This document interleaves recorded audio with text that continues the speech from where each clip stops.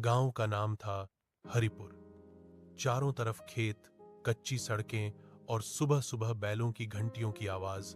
इसी गांव में रहता था हरि, एक साधारण किसान।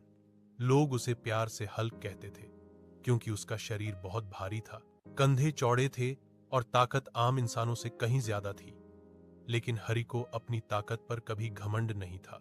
हरि के पास दो मजबूत बैल थे, मोती और कालू। रोज सुबह अंधेरे में उठकर वह उन्हें चारा देता, हल उठाता और खेत जोतने निकल पड़ता।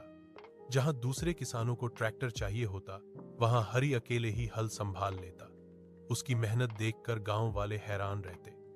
हरि का गुस्सा बहुत तेज था, लेकिन उसने उसे काबू में रखना सीख लिया था। उसे याद था कि एक बार गुस्से में उसने पेड़ का तना उखाड़ दिया था। तब से उसने ठान लिया था कि ताकत का इस्तेमाल सिर्फ सही काम के लिए करेगा। एक दिन गांव पर मुसीबत आ गई। तेज बारिश से नदी उफान पर थी और खेतों में पानी घुसने लगा। बांध का कच्चा हिस्सा टूटने ही वाला था। लोग घबरा गए, कोई कुछ नहीं कर पा रहा था। प्रशासन आने में देर थी। तभी हरि आगे बढ़ा।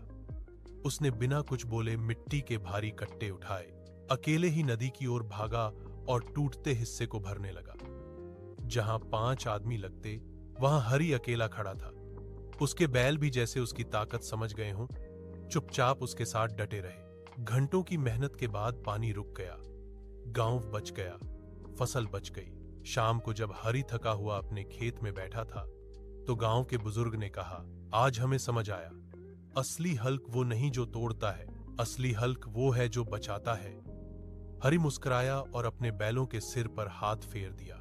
उसके लिए हीरो बनना नहीं, किसान बने रहना ही सबसे बड़ी ताकत थी। Like and subscribe.